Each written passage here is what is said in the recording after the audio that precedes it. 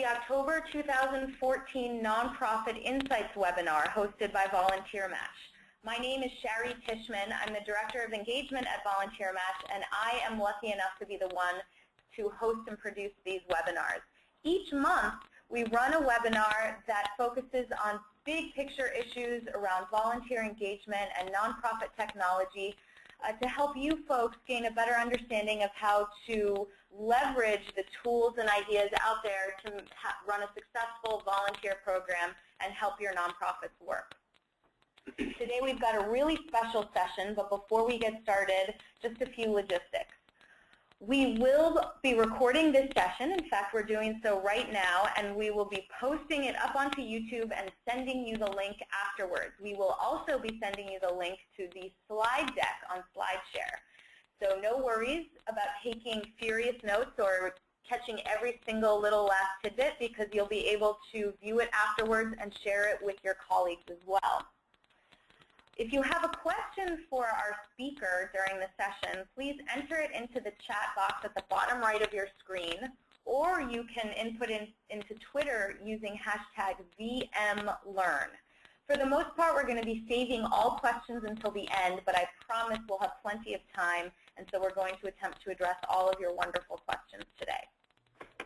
Without further ado, why don't we get started?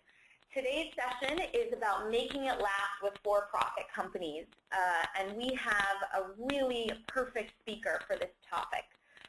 For over 30 years, our speaker, Bruce Burtch, has helped for-profit and nonprofit organizations develop win-win partnerships, which maximize strategic marketing and fund development, which is something we're all pretty worried about, I know. He's a nationally recognized cause marketing expert and has designed some of the most successful campaigns on the most successful campaign on emergency preparedness in the country by helping to orchestrate a partnership between PG&E and the American Red Cross, which raised over $1 million, garnered over $3 million in earned media, and resulted in an unprecedented 1 million people being trained in emergency preparedness. So that's really inspiring. Bruce is also a classic entrepreneur. He's founded 3 companies, 2 nonprofit organizations, and he served as a Fortune 500 consultant. He's part boardroom savvy, part roll up his sleeves in the trenches, and he's got a really wonderful sense of humor.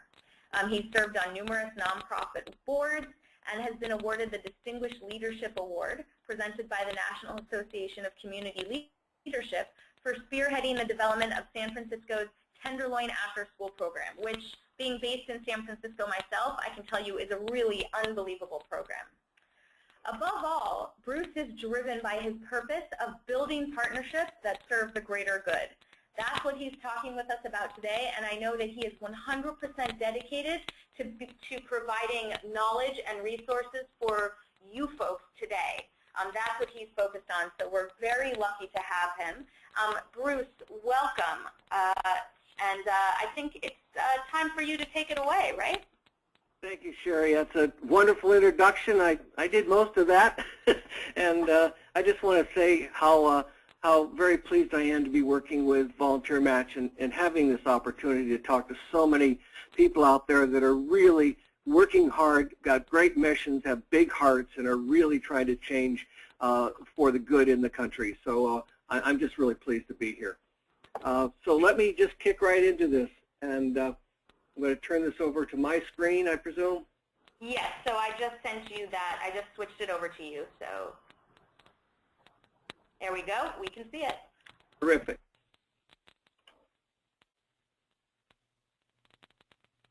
Sorry for the delay here. I'm just pulling it up on full screen, and we're a go here. So let me begin by just stating that, all across the country, there has been this major sea change in the nonprofit for-profit relationship. And I see this everywhere I go. During the Great Recession, I love that term, Great Recession, which is still impacting, as you know, all sectors, nonprofit, for-profit, education, and government, there began a noticeable shift in the whole approach to corporate funding and donation philosophy. In other words, the money boat of philanthropy and even event sponsorship, which had cruised on pretty comfortably over the past several years before the recession got seriously rocked. Let me give you two examples. In San Francisco, there's an organization called the Shorenstein Company. Shorenstein is one of the country's largest privately owned real estate firms. Glenn Shannon, their president, told me, we were giving away money in increments of $5,000 to $15,000 to a lot of different groups, but we were not confident that we really knew what outcomes we were getting for our philanthropic dollar. So Shorenstein decided to focus its philanthropic efforts primarily on education. For example, they made a $100,000 donation to Aim High, a nonprofit for low-income middle school students which offers a free summer learning program. However, what Glenn emphasized, just as importantly, was what he calls the beyond the check. I love that, beyond the check aspect of the relationship. Shorenstein's senior leadership took ownership for the program, and they helped strategic planning and marketing and provided volunteers and much more. And through this partnership, Aim High has prospered, and Shorenstein is able to bring many, many benefits back to their organization and especially back to their employees. Now, right down the road from here, I'm in San Rafael, California, is the world's leader in 3D design software, a company called Autodesk. Now, Autodesk has given away millions of dollars to nonprofit organizations all across the world. And the vast majority of these nonprofits donations have been in the $2,000 to $5,000 range. Now, this year, I had the opportunity and privilege of working with them on their new policies, and they have completely overhauled their granting employee match programs. And this overhaul has the potential to provide far more benefit to nonprofit organizations, but by encouraging Autodesk employees to be more involved in their community. So they're really pushing this. Now, Julie Wilder, who is Autodesk Employee Impact Manager, explained to me, and I quote, "We have the opportunity to support the organizations our employees care most about, which is important to us. Nonprofits also have the potential, and here it is, for long-term partnerships through board service and skills-based volunteering." In other words, if you are not engaged with their employees, if you are not willing to form a partnership with Autodesk, their funding is no longer available. These two examples illustrate the sea change that is happening all across the country. And I'm stopping because I don't think you're seeing this third. Sorry.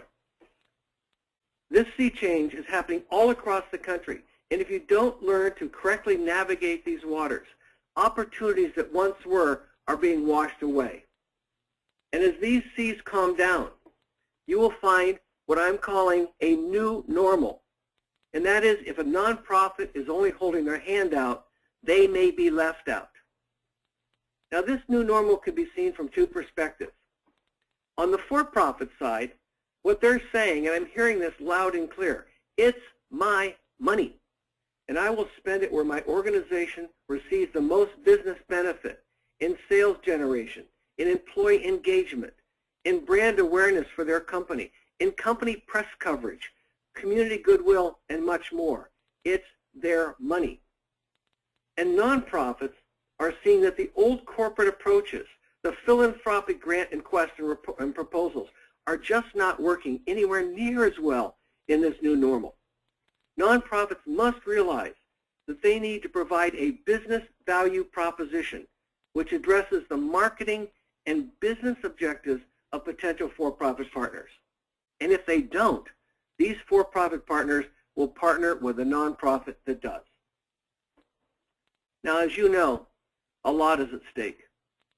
The underserved and hard-to-serve are getting hit even harder. They talk about the economy that's increasing and getting better, but we all know better, don't we? We know that those that we are serving are getting hit really hard. The needs of the nonprofit world and those that you serve have grown exponentially, while the funding available from the for-profit and foundation world has in many cases, or in most cases, decreased. And for-profits are receiving far more requests for funding than they can possibly support. It's it's a very long line out their door. Now, doesn't this sound rather familiar to your organization? It sure does to all that I'm working with. For-profits are realizing that they deserve to receive mutual value in the nonprofit for-profit equation, and they do. Now, they are not necessarily seeking a financial return on their investment, but they are seeking a return on their social investment in terms of a closer engagement with and benefit from the nonprofits they are working with. More and more, they are seeking these long-term, multifaceted partnerships, partnerships that will provide benefit back to their for-profit organization. After all, it's their time, it's their talent, and it's their money. Now, I work with all types of organizations all across the country, large, small, mid-sized, from all sectors. And nearly all organizations are still being affected by the challenging economy, and especially this sea change in the nonprofit for-profit relationship. And no one has a magic pill that will make these challenges go away. The very good news, and I want to emphasize that this morning, the very good news is those that truly understand this sea change and proactively seek out partners, especially partners in other sectors, and provide those partners with a solid business value proposition. These are the organizations that will stand first in line for the most valuable relationships and the best cross-sector partnerships. So I want to drill in today this concept of providing a solid business value proposition to potential partners. But first I want to say that the examples I'm going to use, like Sherry mentioned with the Red Cross and the PG&E, was a large program. But everything we talk about this morning, every concept, every example, works just as well for a very small nonprofit. And as you know, most nonprofits have under $100,000 in revenue and under 5 employees. They will work just as well as they do for large nonprofits. The concepts are the same, though the scale may be a bit different. So I've been talking a lot about cross-sector partnerships, so let me define what I mean by it. We all have our definition, but this is mine. And by the way, cause marketing is a subset of this much larger area of cross-sector partnerships, and it's cross-sector partnerships that we're really focusing on this morning. So my definition is a cross-sector partnership is a multifaceted, value-driven relationship between 2 or more partners from the nonprofit, for-profit, education, or government sectors when that partnership is focused on creating a greater good for society.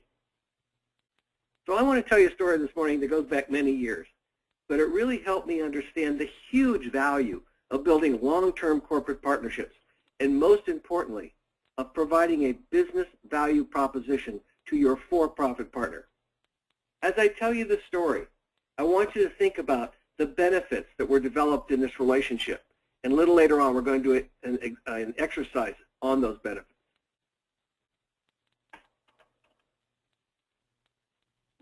All we wanted were 10 soccer balls. It was 1979, and I was a volunteer with the San Francisco Special Olympics. Now, one of our athletes was Joey, and Joey had Down syndrome. He was about as round as he was tall. He was always running, always smiling, always coming up to me and saying, Coach, what are we going to do next? It's people like Joey that are exactly why I wanted to be such an integral part of Special Olympics. And Joey wanted to play soccer. The only problem was we didn't have a soccer program. Now, we realized that soccer could be one of the easiest sports that could reach all of our athletes at very little cost. We had free use of sports fields. We had all of our athletes had some form of a running or tennis shoe, and we had volunteers like myself that had some background in soccer. So all we needed was the soccer balls, about $10 a piece then. Now, like any nonprofit, Special Olympics, we didn't want to pay for anything that we thought we could get donated. So we connected with a friend that worked in the Community Relations Department at San Francisco-based Levi. And we asked her if Levi would donate just $100 to buy those 10 soccer balls for our new Special Olympics soccer program. And in just a few weeks, we were the proud owners of those 10 new soccer balls. and the first Special Olympics soccer program in Northern California was born, and Joey was ecstatic. Now soon we realized that we didn't have enough volunteers to handle the amount of athletes now interested in playing soccer. So we went back to Levi, and we asked them, Martha Montag in particular, who was on their community relations board, if they had some volunteers who would like to help us with our program. And these volunteers came from Levi, and they had a blast, and the program grew even more. Now, Levi's employee relations department took notice of this enthusiasm from their employees, and they wrote an article in the Levi newsletter that went out to all their employees worldwide. Now, this newsletter article not only brought great recognition to our program in Special Olympics and Levi, but it also brought out more volunteers. Then the San Francisco Chronicle, which is the largest paper in our market out here, did a story on this relationship that was growing so excitingly between Levi and Special Olympics. Our relationship grew quickly, including having one of Levi's executives, Martha Montag, join our board at Special Olympics. And soon, within about a year and a half, Levi became one of the largest 2 or 3 supporters of San Francisco Special Olympics, from 0 to one of the 2 largest. Now, at that time, while I was a board member of Special Olympics, my day job was Director of Public Relations for the United States Olympic Committee. I was gearing up for the 1980 Summer Games, which were going to be held in Moscow, Russia. Now, this was smack dab in the middle of the Cold War era. And most unfortunately, the United States boycotted the 1980 Summer Olympic Games because of Russia's invasion of Afghanistan. Talk about a full circle of what's going on today. I had just spent 2.5 years developing benefit concerts, celebrity tennis tournaments, cause marketing programs, and several other fund development opportunities, and it all went up in smoke. I was absolutely devastated, but honestly, nowhere near as devastated as all those young men and women that had worked so many years that were going to peak in the summer of 1980 at the Olympic Games who were not going to go. A few months later, I received the most remarkable call from Fred Banks. Now, Fred was president of Levi's women's wear division. And he said to me, Bruce, as you certainly know, Levi was the official team outfitter for the U.S. Olympic team. And because we're not going to the Olympic Games, we have all the official Olympic team uniforms and warm-ups.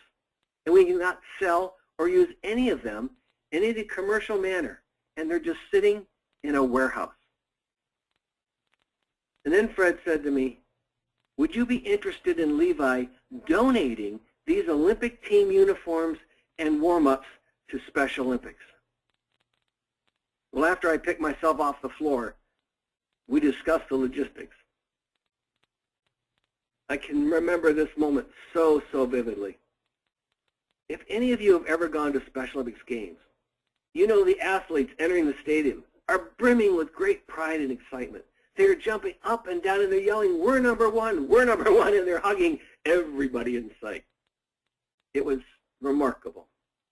Now imagine that following summer when Special Olympics athletes entered stadiums all across the country wearing the official uniforms of the United States Olympic Committee emblazoned with a large USA on their back. And it all started with 10 soccer balls. Well, 10 soccer balls and Joey, of course. Now that partnership between Special Olympics and Levi was pure magic. And as I said before, this experience helped me understand the huge value of building long-term partnerships between the nonprofit and for-profit sectors, which focused on the greater good, in that case, the Special Olympics athletes. And as you heard, there were many benefits that both Levi and Special Olympics received from this partnership. Let me talk first about the benefits that Special Olympics received. Well, they received the soccer balls, of course. Many new volunteers. Coverage in Levi's corporate newsletter, which reached thousands of employees around the world. Martha Montag, a Levi executive, joined our board. They received media coverage throughout the greater San Francisco Bay Area.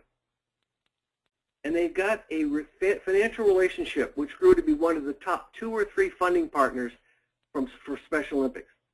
And very importantly, Special Olympics received recognition that Levi was working with them so closely and funding them and engaging with them. And this recognition, and I know you can all understand this, when you have such a local, strong name working with you, it made other companies want to work and fund and get involved with Special Olympics. Now, while this partnership was highly successful for Special Olympics, this relationship also brought many benefits back to Levi. For example, employees brought new skills back to their jobs, skills such as team leadership, communications, coaching, and other skills, and they became more valuable employees for Levi. The Levi employees gained a deeper understanding of their community and its needs. They enjoyed a great sense of pride and accomplishment for working with the Special Olympics athletes and being a part of this program. They enjoyed a whole new insight on what it was like. And Martha Montag joined our board, and they gained, and she gained, and Levi gained a whole new insight of what it was like to work with a nonprofit organization like Special Olympics. Of course, Levi received exceptional media coverage, and not just in that San Francisco Chronicle story, but in several articles and radio and television. Television coverage was actually amazing of this whole partnership in the games. But maybe most importantly for Levi is that this whole engagement put Levi's corporate social responsibility into action.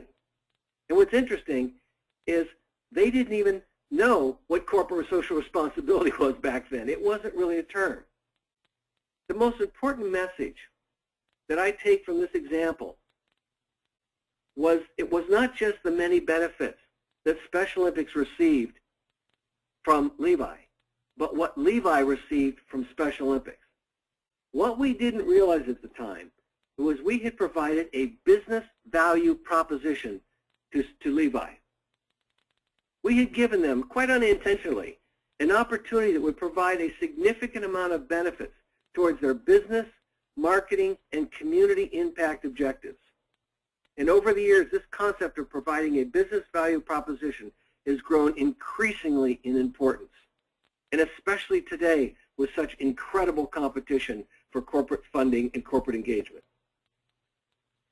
So what do I mean by a business value proposition that I'm sort of harping on, and it's really the central theme of our talk this morning? Well, a business value proposition is when each side addresses the marketing and business objectives of their potential partner, no matter which sector the potential partner falls in. They have done their homework. They've read the other organization's promotional materials, especially the corporate annual report. They've conducted an internet search for press coverage and other information about their potential partner. And importantly, maybe they've even talked to a friend who works at that corporation or volunteers with an organization. So they have a good understanding of the business priorities of this partner, because these business priorities are stated in all of this information that they have researched. Now, with this understanding, you put together a presentation that shows that by working with your organization, whether you're for-profit, nonprofit, education, or government, multiple benefits towards the others, underline that, towards the others' business or mission objectives can be achieved through a partnership.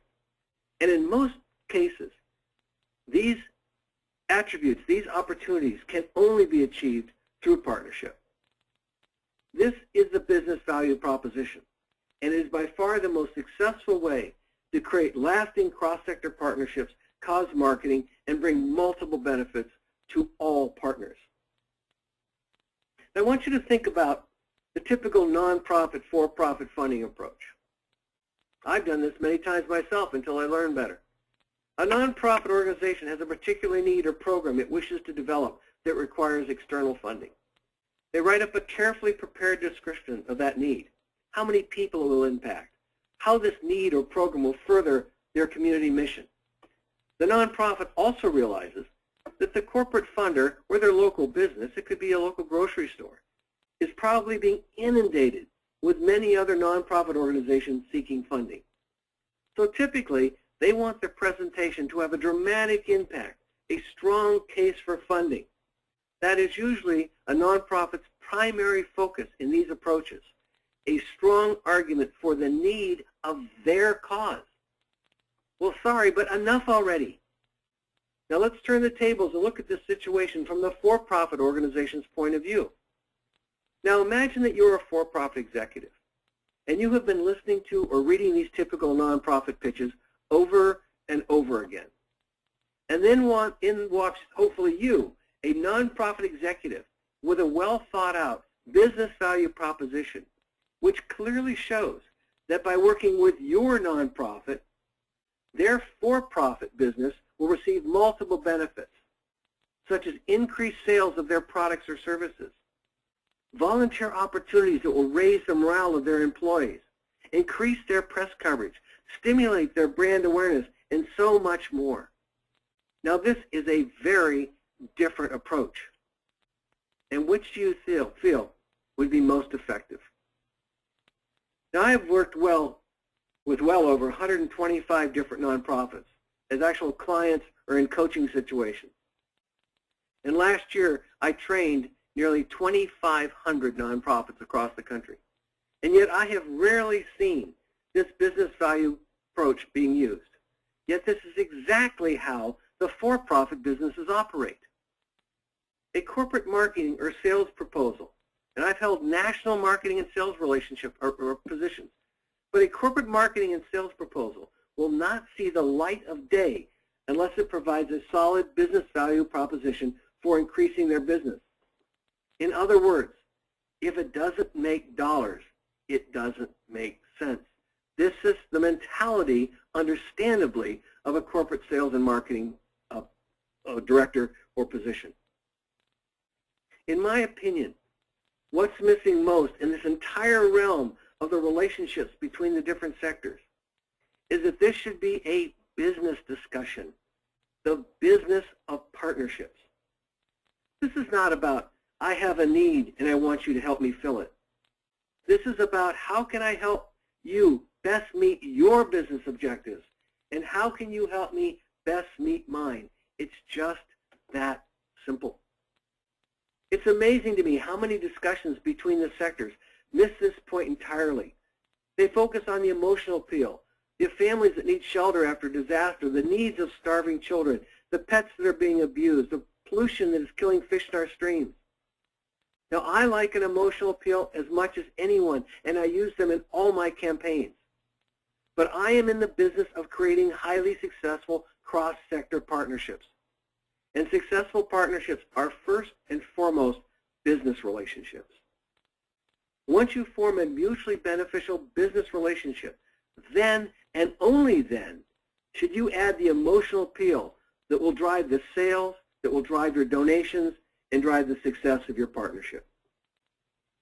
So I'd like to do that exercise I mentioned earlier, and I'd like to explore with you how many nonprofit and for-profit benefits can be received in such a partnership.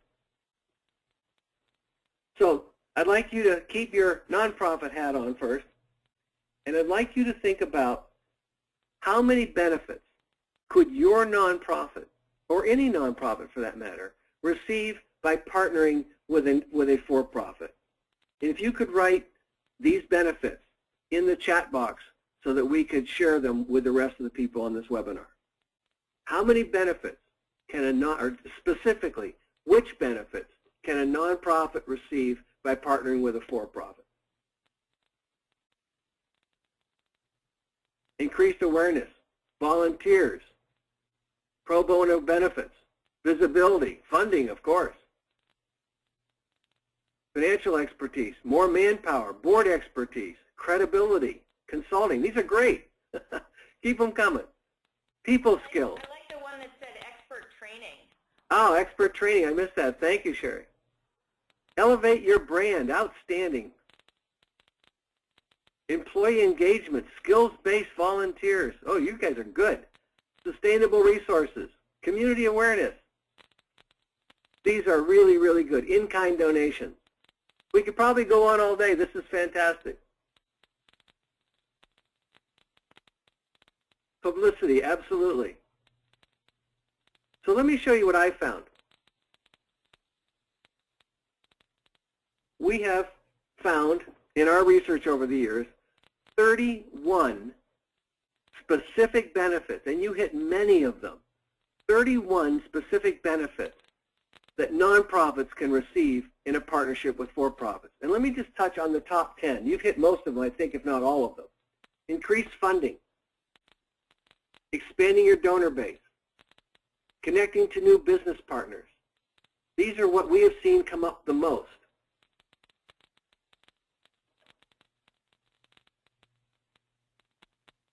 Attracting in-kind donations, providing professional development for your employees, absolutely. Attracting new volunteers, board, pro bono services, increasing brand recognition. Of course, as we talked with Levi, increasing the media coverage for your nonprofit and your media relationships. They might have a public relations agency, for instance, that's working with a for-profit that they can help work with you. Connecting your leadership to community thought leaders, expanding your knowledge bank, expanding your contact base for people who can really help you. And lastly, developing earned income opportunities. These are just top 10 of the 31 benefits, and it changes every time I do this because someone will come up with something I didn't think about, which I really appreciate. Okay, now I want you to put on a different hat. I want you to put on your for-profit hat. And I want you to think about which benefits do you think a for-profit organization can receive by working in partnership with you? And again, in the chat box, put down what you think. Increased sales, brand awareness, community involvement, publicity, team building. We're coming in so fast I can't keep up with them. Community relations, credibility, absolutely. Social services, employee engagement, brand awareness. Sherry, if you can see some of these that I'm not seeing, please call them out. Increased sales, leadership training, revenue, absolutely, from cause marketing especially. Doing good while feeling good. Oh, I like that. I like that one. Compassion for those less fortunate, employee engagement, employer of choice, tickets to your performances, absolutely. Brand, there you go, get a picture there for sales. Brand building. Oh, these are great. These are great. So in my research, we have found 38 benefits. 38 benefits. And again, every time I do this, it grows. Now here are the top 38, or the top 10 of our 38 that we have found. Increased sales of products and services. This could include cause marketing or not. Increased employee engagement, morale, and retention. Increased customer and brand loyalty, as you mentioned. Drawing media attention and coverage for free. Providing a motivating purpose for their company to get engaged in their community and for their employees. For-profits in these partnerships can increase their shareholder return. They can increase employee skill development, team building, and leadership, as you pointed out. They attract new business partners, new thought leaders in their community, and new relationships. Importantly, they generate recognition for the good they create in society, which is what corporate social responsibility programs are really all about, isn't it? They want to create recognition by doing good in their society. At first they have to do the good, but then they want the recognition for it. And lastly, of course, where they can legally, they want to receive a tax donation for their contribution. Yes, the for-profit organization can potentially receive more benefits than the nonprofit in a partnership. And don't most people think it's the other way around? So I want you to think about that for a minute. One of the key takeaways from our discussion this morning is to realize how powerful you are in presenting a partnership opportunity to a for-profit. So when you're exploring a partnership, you can go in with absolute proven confidence that you bring them every bit as much and potentially even more benefits than they can bring to you. And when you explain what you can bring, and how this will address their business value objectives by providing the business value proposition, they will want to partner with your organization. Now, I don't have time to detail all 69 benefits here, so I've placed them on my website in our free resource center, and also we're going to follow up. Sherry and I are going to be sending you some packages of free information, and one of the things that we will send to you are the listing of the 31 and the 38 benefits. Success in building partnership boils down to two primary partnership goals. First, to meet the business objectives of each partner. And secondly, to have a clear focus on the impact that you are going to have for the greater good. These are your two primary partnership goals. Meet the business objectives of each partner and have a clear focus on the impact for the greater good. You know, and you know this, it is this focus on the greater good that provides the magic that drives the success of any cross-sector partnership. Without this focus, it's just a joint venture between two or more organizations. It's empty. It's just about money. And whenever it's just about money, all the excitement, all the motivation, all the air is sucked out of the partnership balloon. But when the nonprofit, for-profit, education or government sectors come together and put all their marketing and all their intellectual focus on the cause, amazing things can happen. So I want to return for a moment to this business value proposition.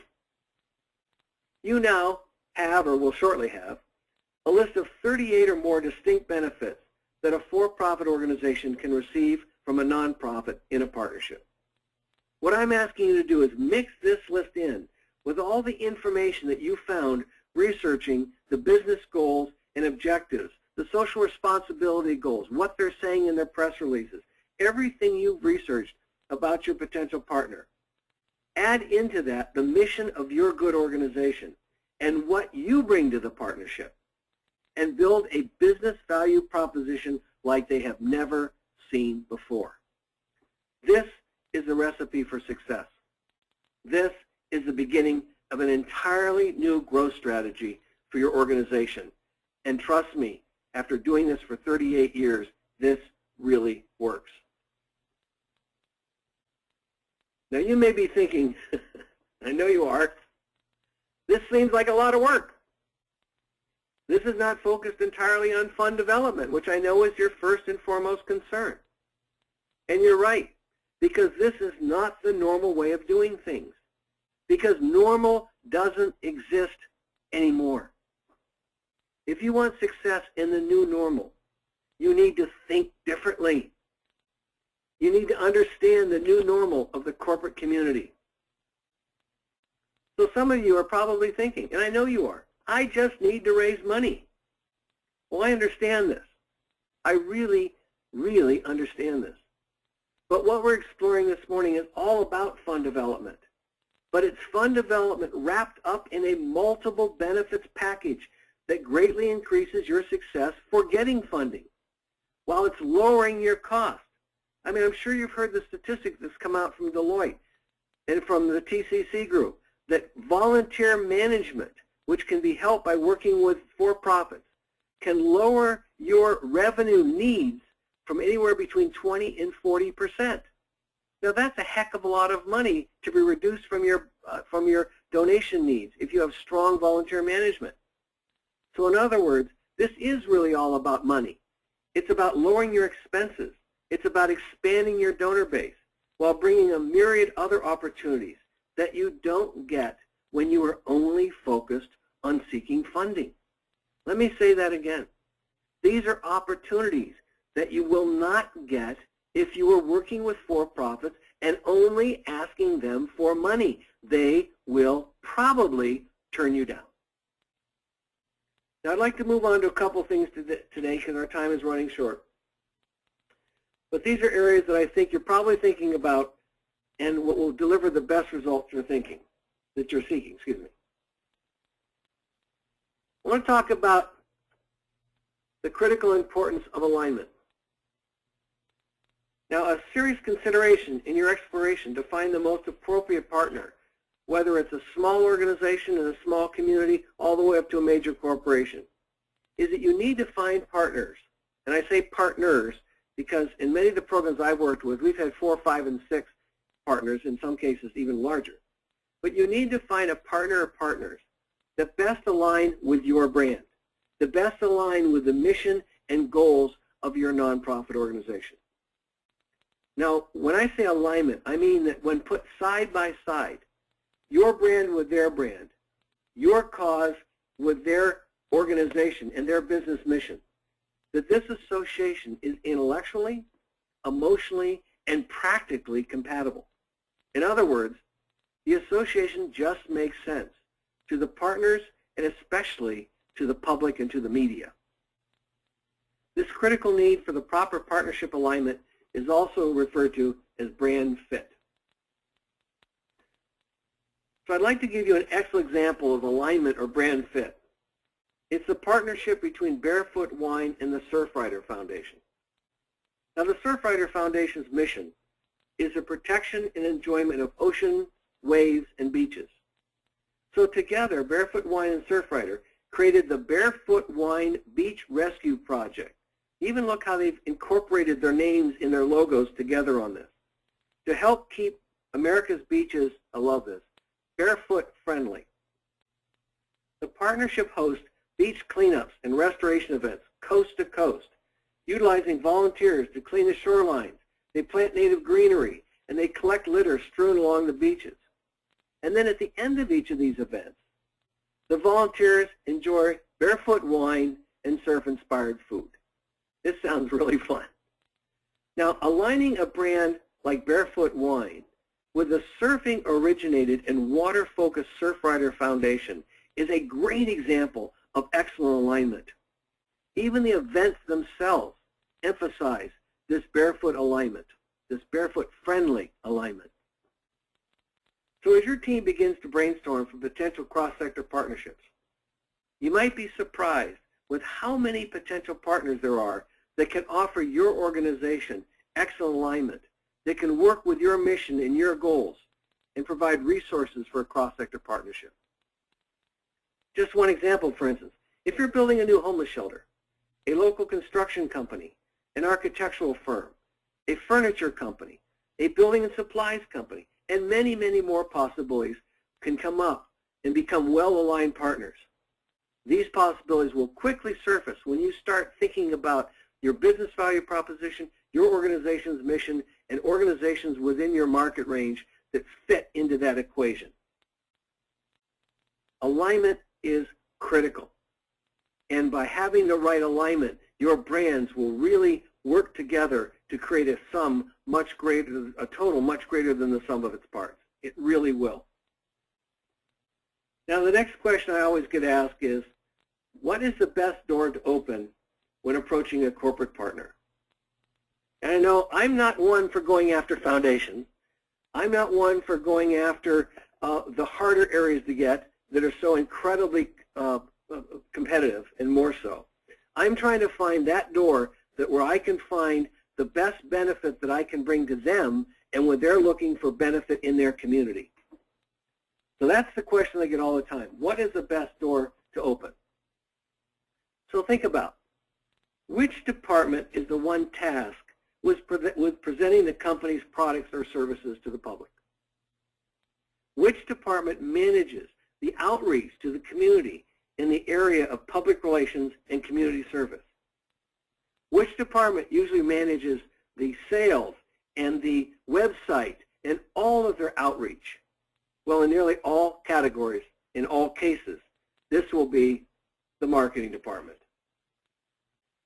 Sales, public relations, community relations, media relations, the management of the website, and other outreach responsibilities are usually managed within the marketing department. And another reason to have no fear by going into this department is that you will find marketing people to be quite friendly and quite helpful. After all, you don't put mean people in your public relations department. These are people who are trained and professionals at talking with the community. They're the ones that understand what's going outside in the community, and they're looking for ways to raise their visibility, and the impact on their organization. Excuse me a second.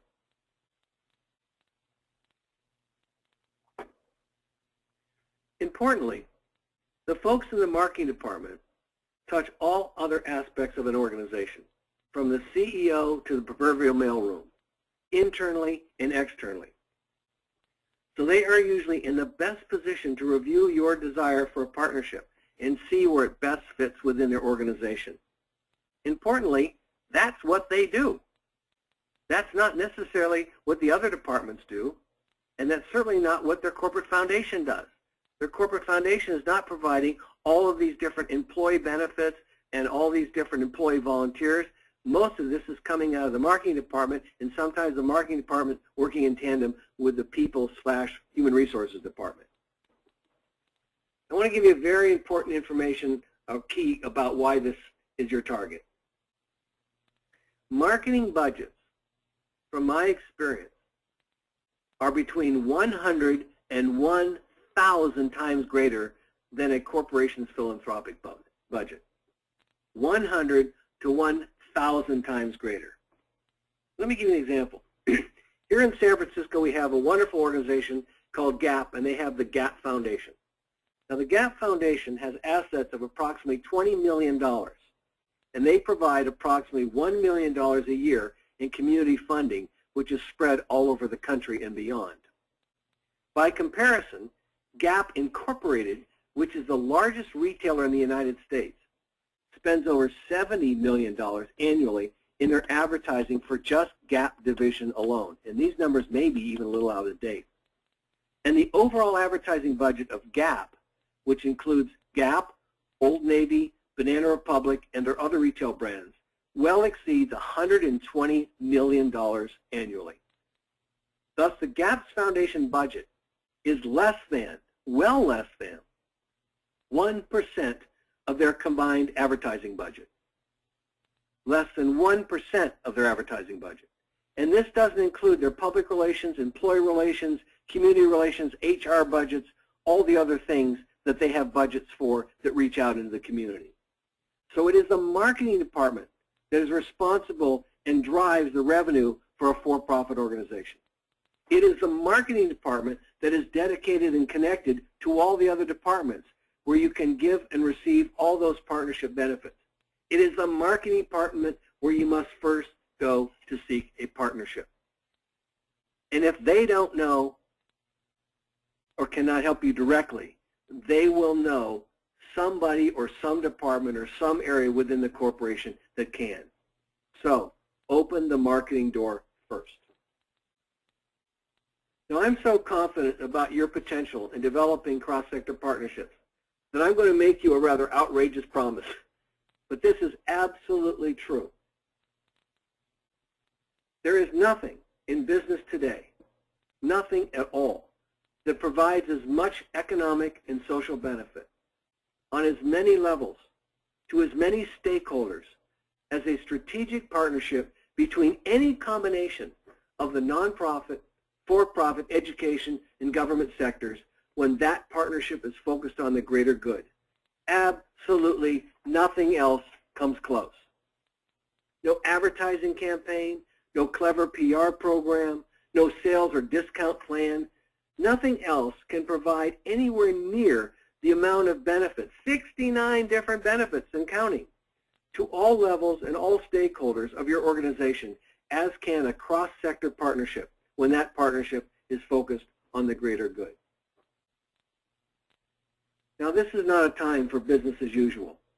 Your organization can receive stunning partnership success. However, it takes the realization that you may need to try new approaches. You may need to go out of your comfort zone to do this. And I have sat in front of so many nonprofits over the past many years, and I've talked about this. And they say, but Bruce, I just really need funding. And I say what I've said this morning. There's a new normal. You can't just ask for money. You're missing so many other benefits. You need to try new approaches, and I know you guys are slammed. You are really trying to do a lot with not a lot. But this works. This works. You need to go out of your comfort zone in many cases and do this.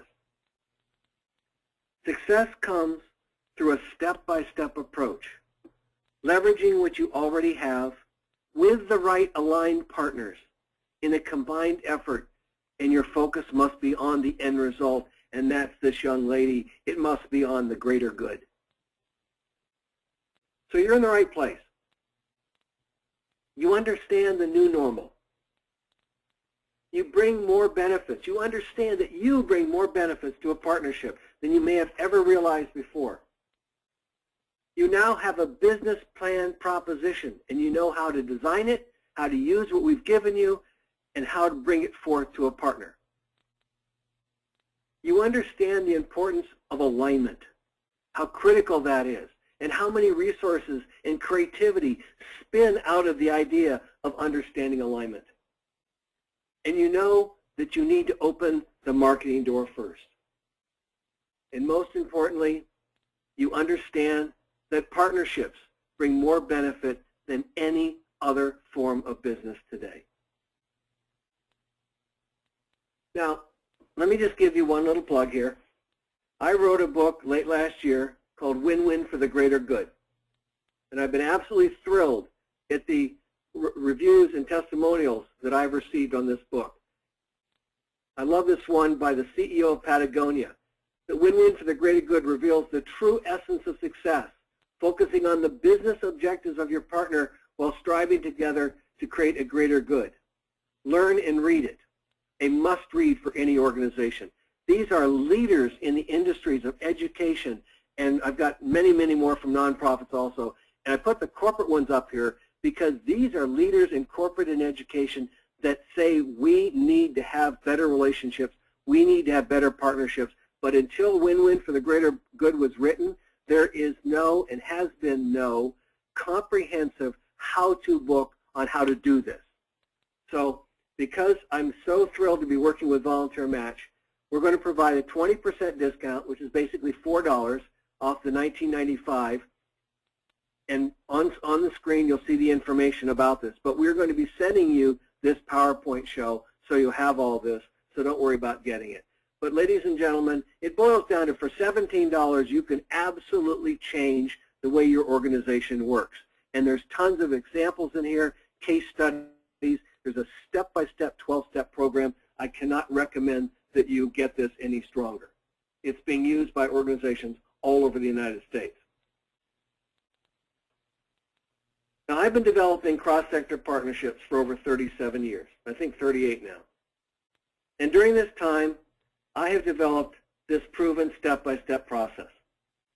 And I'm just really excited to have this opportunity to talk to you. Because if there's one thing that I've learned about over these many years, there is magic when organizations from different sectors come together to create a greater good. And these experiences will not only change the lives of those that you are serving, these experiences will change your own organization, and they will change your personal life. As Joey from Special Olympics certainly changed mine. Thank you, and let's open up to any questions that you have.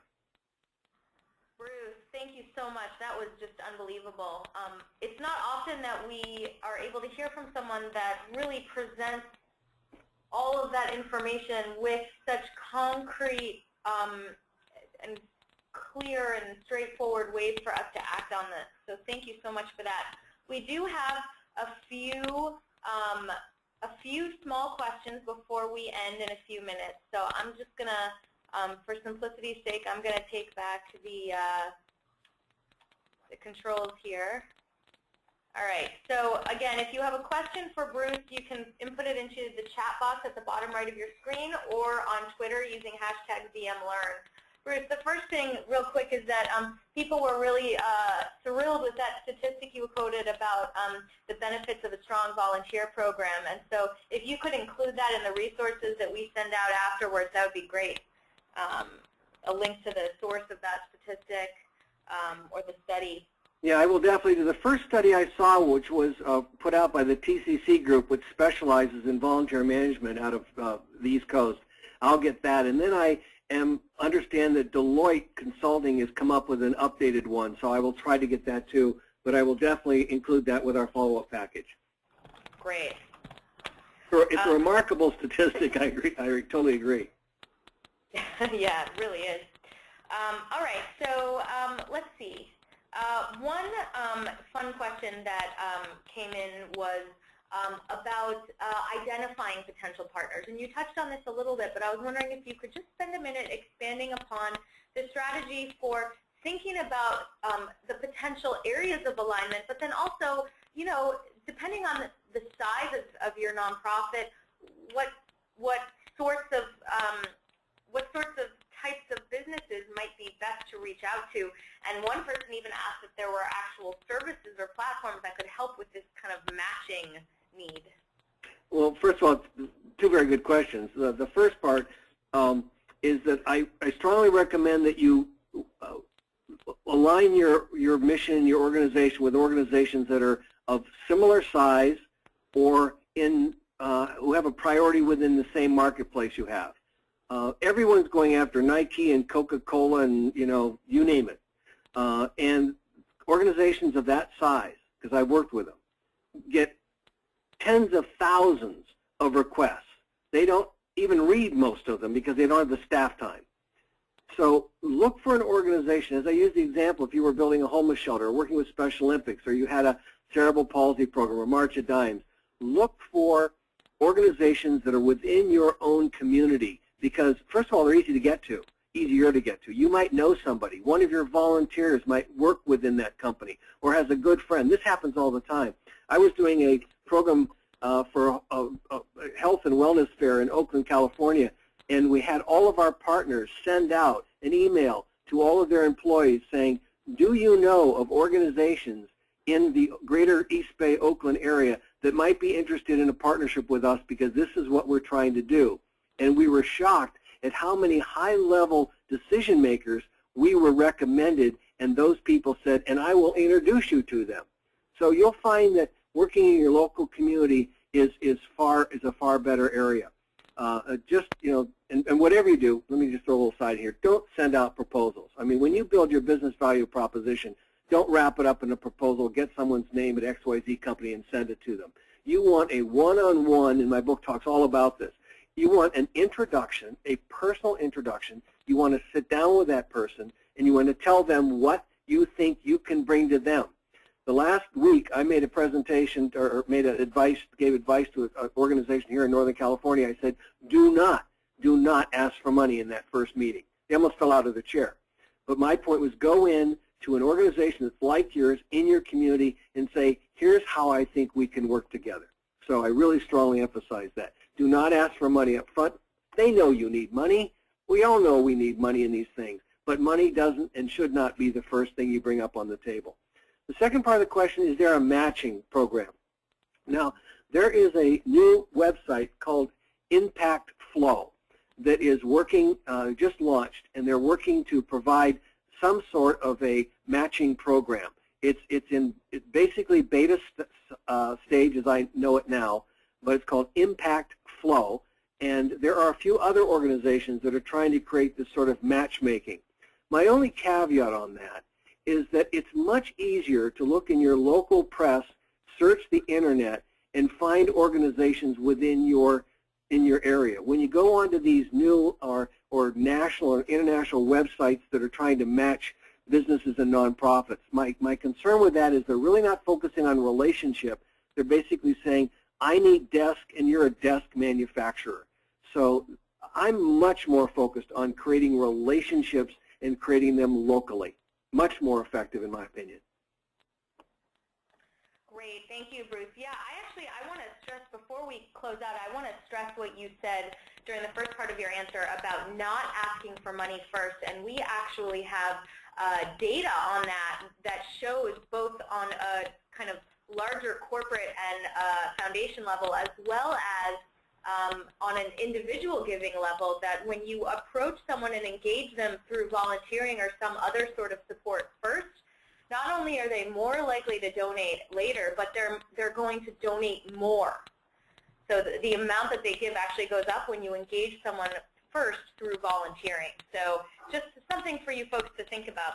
All right, unfortunately we are out of time. There are a bunch of other great questions, and one thing I have to say is that I know for a fact most of the answers to your questions are in Bruce's book or in the resources he's going to be sending you. So stay tuned for an email within the next few days with links to the full webinar recording, the slide deck, as well as other additional resources. There's a lot of really awesome stuff coming your way. Next month we have a few webinars coming up. One of them is going to be all about Google Grants, and another one is going to be about skilled volunteering with LinkedIn. So stay tuned and check out learn.volunteermatch.org soon for those listings. And definitely check out brucebirch.com and check out his book, because I certainly want to go read it again now and be inspired. Bruce, thank you so much for joining us, sharing the amazing knowledge and presentation. I think we're all inspired to go home right now and take action.